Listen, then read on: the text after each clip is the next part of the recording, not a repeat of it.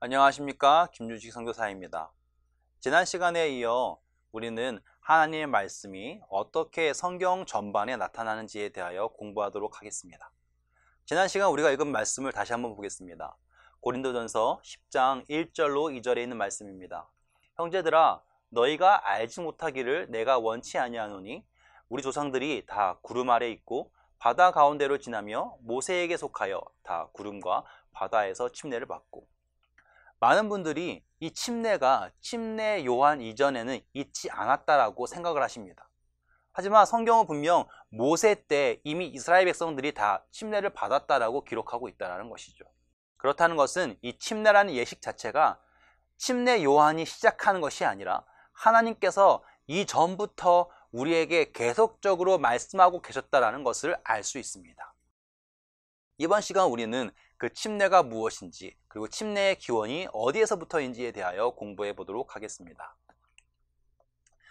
도표를 보시면 물과 성령의 역사라는 도표가 준비되어 있습니다. 첫 번째 줄을 보시면 이 혼돈한 세상을 하는 예수님께서 물과 성령을 통하여 창조하신 것을 설명하고 있습니다. 그리고 그 창조의 결과물로 누가 만들어졌습니까? 바로 아담이 창조되었습니다. 그런데 아담이 범죄함으로 에덴 동편 땅으로 쫓겨나게 됩니다.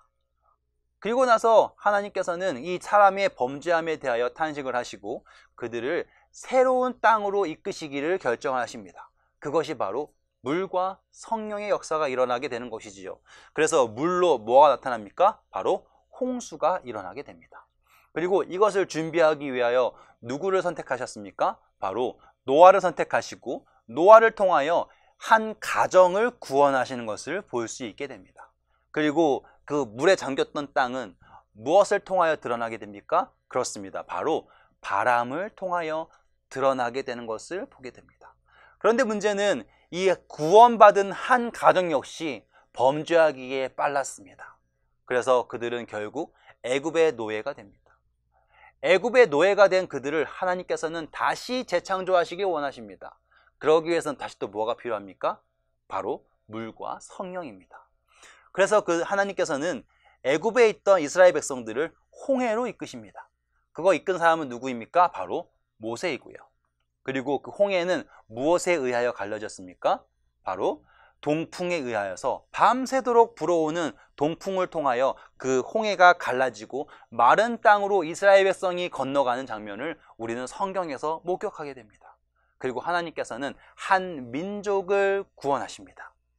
하지만 구원받은 민족은 다시 또 광야에서 범죄하게 되고 이 광야에서 다시 죄인으로서 38년이라는 기간 동안을 보내게 됩니다. 하나님은 이 기간을 지낸 이스라엘 백성들을 다시 재창조하시길 원하십니다. 그래서 그들을 이끄신 곳이 어디십니까? 바로 요단강입니다. 이스라엘 백성은 가나안에 들어가기 전에 그 요단강을 지나가야만 했습니다.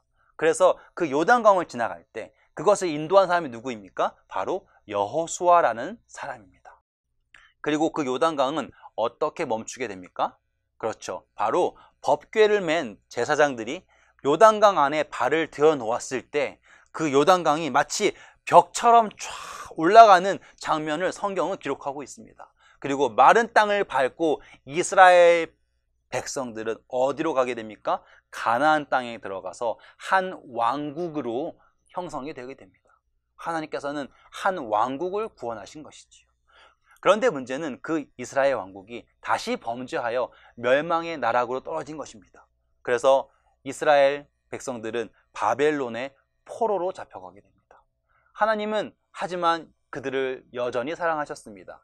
그래서 다시 그들을 구원하시기 위하여 그들을 다시 물가로 인도하십니다. 그것을 이사야서 11장 15절 16절에는 그들이 유프라데스 강을 건넜다라고 합니다. 그리고 그들이 유프라데스 강을 건널 때 뜨거운 바람이 불어 그 물줄기가 7갈래로 나눠졌다라는 기록을 하고 있습니다. 그리고 그 기록을 누가 허락했습니까? 바로 하나님께서 선택하신 왕 고레스를 통하여 이스라엘 백성들을 다시 새 예루살렘이 있는 곳으로 이끌어 주셨다는 것이죠. 그래서 한 국가를 구원하시는 모습을 보게 됩니다. 그런데 문제는 역시나 또 이스라엘 백성들을 범죄하고 결국 로마의 속국이 되고 말입니다. 그때 이제 처음 우리를 창조하셨던 그분 예수 그리스도께서 이 땅에 오셔서 다시 우리에게 같은 방법으로 재창조될 수 있음을 말씀해 주셨습니다. 그것이 바로 물과 성령입니다. 요한복음 3장 5절 사람이 물과 성령으로 거듭나지 아니하고서는 하나님 나라에 들어갈 수 없다라는 그 말씀을 예수님께서 직접 하신 것이지요. 그리고 결국 이 물과 성령을 통하여 온 세상을 구원하시려는 하나님의 계획이 이 성경을 통하여 나타나고 있음을 이 도표는 말해주고 있습니다. 다시 한번 정리하도록 하겠습니다. 혼돈된 땅에서 하나님께서는 첫 번째 한 생명 아담을 구하시고, 두 번째 가정을 구하시고, 세 번째 민족을 구하시고, 네 번째 왕국을 구하시고, 다섯 번째 한 국가를 구하시고, 이제 온 세상을 구하실 하나님의 은혜가 점점 시간이 지날수록 넓어지는 광경을 볼 수 있고, 또한 예수님께서 시작하셔서 예수님께서 말씀하시는 알파요 오메가요, 처음과 끝이요 시작과 나중이라는 예수님의 그 소개가 이 물과 성령의 역사에 나타나고 있음을 볼 수 있다는 것입니다. 오늘 우리는 성경에서 말하고 있는 물과 성령의 역사에 대하여 공부해 보았습니다. 하나님께서는 창세기로부터 계시록까지 처음부터 끝까지 물과 성령을 우리에게 소개하고 계십니다. 분명 예수님이 노아가, 모세가, 여호수아가, 고레스와 그 모든 메시아적 사역의 역사들이 우리를 이끌고 있지만, 그 물로 나아감이 누구의 선택에 의하여 결정되었는지에 대하여 생각해 보시길 바랍니다. 하나님은 여전히 물과 성령으로 여러분들을 재창조하시길 원하십니다. 감사합니다.